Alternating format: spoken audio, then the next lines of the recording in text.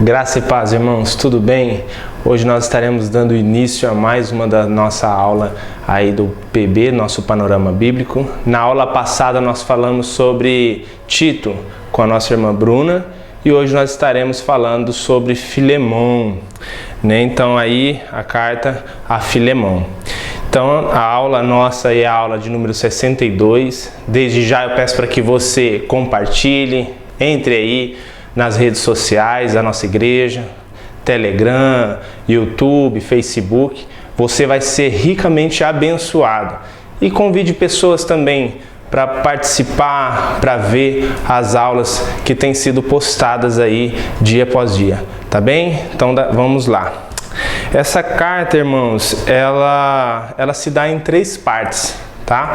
E nós vamos falar cada uma delas no decorrer da nossa aula de hoje. A carta a Filemão, a autoria dela é dada ao próprio apóstolo Paulo, né? O próprio apóstolo Paulo foi quem escreveu essa carta, né? Nós vamos ver no decorrer do tempo aí da nossa aula, nós vamos ver que ela é uma carta muito pessoal, tá certo? E a data que ela foi escrita foi por volta de 61 depois de Cristo, ok? E o tema dela é o pedido a um amigo.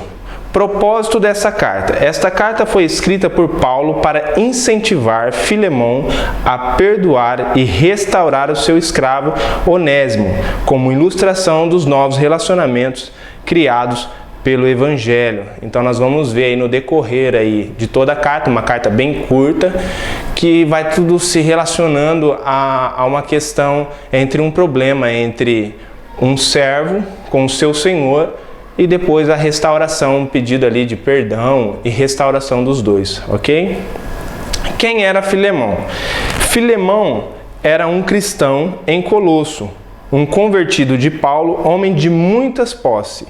Uma igreja se reunia em sua casa e parece que ele e Paulo eram amigos íntimos. Então nós vamos ver aí no decorrer aí que Paulo e Filemão eram amigos, né? Um convertido aí de Paulo em uma das suas viagens missionárias e tal, e onde ele foi ganho por Paulo, né? Então nós vemos aí que Filemão era um homem de muitas posses e um amigo de Paulo. Quem era Onésimo? Onésimo era um escravo que pertenceu a Filemão. É possível que fosse um jovem muito talentoso.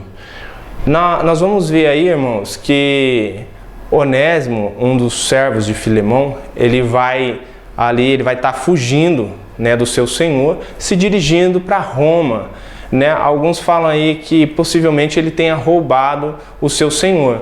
E nesse roubar ao seu senhor, ele foge para Roma, se misturando no meio da população ali, da imensa população ali de Roma. E nesse período historiadores, teólogos vão falar aí, né, que o povo os soldados ali, o povo de Roma, geralmente eles pegavam esses jovens, moças e moços, aqueles que eram mais que se destacavam no meio da população, né? Talvez eram jovens muito talentosos, então tomava para si, né, para servir a Roma. E nesse período aí a gente vai ver que numa dessas prisões ele vai encontrar Paulo, né, nessa povo ali, o exército ali de Roma pega Onésimo e leva ele preso. E nesse período aí ele vai ali se lembrar de Paulo. Possivelmente, irmãos, Onésimo ele já conhecia Paulo, porque Paulo era frequentador da casa de Filemão. Ele sendo frequentador da casa de Filemão, Onésimo possivelmente já havia reconhecido Paulo ali na sua prisão por conta das visitas na casa de Filemão, certo? A divisão da carta ela se dá em 3 partes, né? Como eu já falei. A primeira é oração de gratidão. Nós vamos ver logo no início da carta Paulo intercedendo ali, né, com gratidão a Filemão. notamos que logo no início da carta, Paulo coloca em evidência o quanto Deus tem usado e capacitado Filemão para o trabalho. E como tem sido muito útil, Paulo está preparando seu filho na fé para um pedido especial que vinha direto do seu coração. Nós vamos ver no verso 6 e 7 ali, né, de Filemão, Paulo preparando ali o coração de Filemão, né, para um pedido especial. Ele não chega de uma só vez, né, já fazendo aquele pedido, mas sim ele vai preparando o coração de Filemão, conversando, dialogando, intercedendo, preparando o terreno para fazer aquele pedido especial, tá certo? A segunda petição por Onésimo, a segunda vai ser aí a petição por Onésimo, que vai dizer assim: Paulo, nesse período onde se encontra já muito velho, faz um pedido pessoal a Filemão, intercedendo a favor de Onésimo. Então nós vamos ver aí, irmãos, que Paulo ele intercede por Onésimo, pedindo que o receba e o perdoe, pois agora tem sido muito útil para a obra, pois se tornou meu filho na fé e retorna, não como escravo, mas sim como companheiro em Cristo Jesus. Lá no verso 10 de Filemão vai estar falando um pouquinho disso daí, tá certo? Então nós vamos ver aí o próprio Paulo, ele intercede em favor de Onésimo. Onésimo, com o passar do tempo ali, ele passa a ser um companheiro de Paulo, um ajudador. A gente vai ver que Paulo ali ele já está velho, Paulo já tem prolongado os seus dias, né? Já está velho, e Onésimo, um garoto, possivelmente um garoto aí, um jovem, era muito útil para o trabalho, né, de Paulo. Então Paulo vai interceder em favor da vida de Onésimo, né, crendo que Filemão ele vai perdoar, Filemão vai retroceder, Filemão vai aceitar o seu pedido, ok? E a terceira aí é a promessa a Filemão.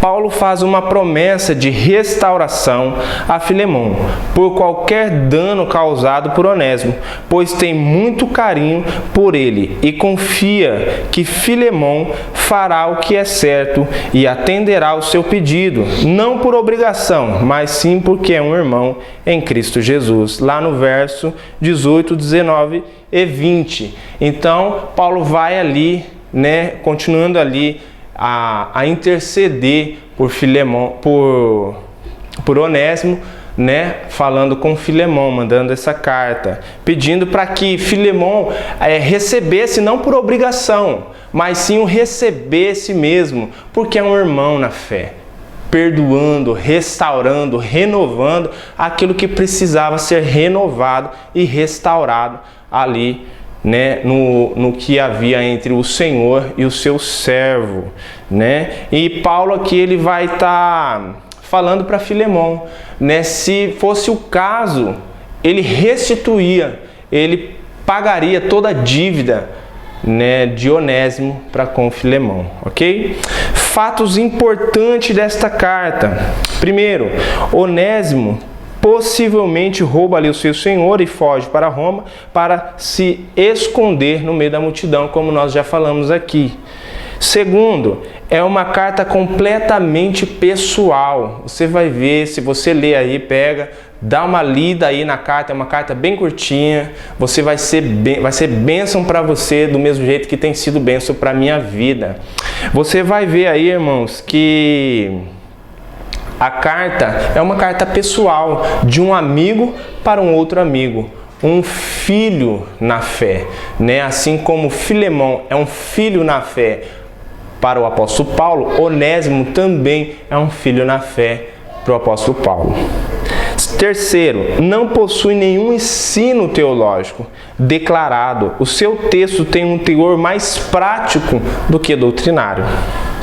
Quarto ponto, provavelmente a igreja de Colosso reunia-se na casa de Filemão.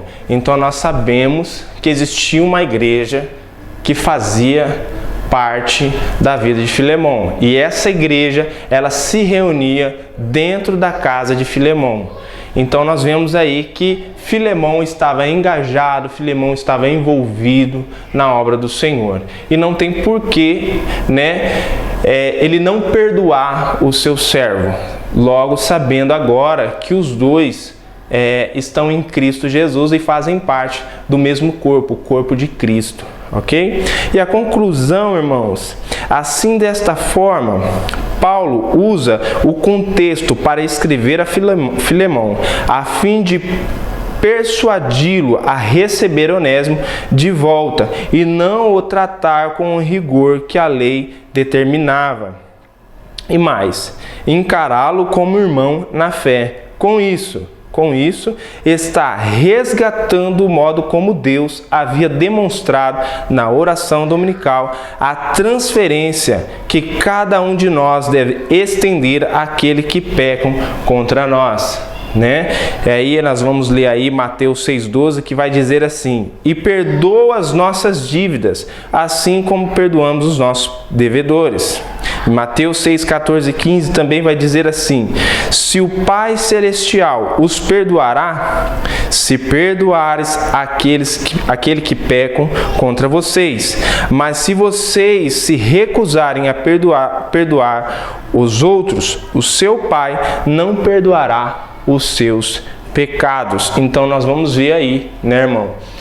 Agora somos filhos de Deus, fazemos parte do corpo de Cristo. Filemão fazia parte do corpo de Cristo. Onésimo faz parte do corpo de Cristo.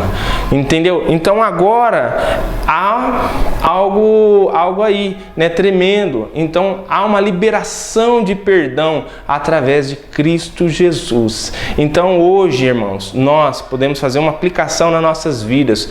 Quantas pessoas nos machucam, quantas pessoas, né, nos prejudica, nos deixa chateados, mas nós, como cristãos e cristãos verdadeiros, temos que usar como prática não só esse versículo, mas toda a palavra de Deus, mas liberando perdão a todas as pessoas, para que Deus também possa nos perdoar, porque ainda assim somos pecadores e somos falhos. Não deixamos de ser pecadores, somos pecadores e somos falhos e carecemos da graça de Deus, a graça e a misericórdia dele todos os dias para a nossa vida. Então temos que liberar perdão para que nós possamos receber perdão da parte de Deus.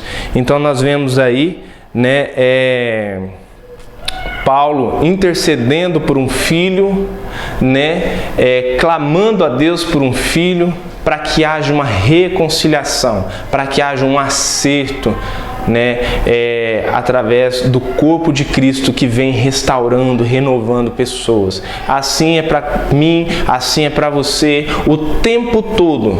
Deus Pai, Ele quer nos restaurar, nos renovar a cada dia, para que possamos viver uma vida santa, justa, separada para a boa obra que Ele tem para cada um de nós, tá certo? Então esse é o nosso pequeno aí panorama bíblico de hoje da carta de Filemão. Foi um prazer estar aqui com você. Eu espero que você tenha sido bênção para você, assim como é bênção para a minha vida. Não deixe de compartilhar, não deixe de nos seguir aí nas redes sociais, tá certo? Deixe o seu comentário, deixe o seu joinha, para que essa obra não pare, para que ela continue avançando, tá certo? Obrigado, Deus abençoe a sua vida.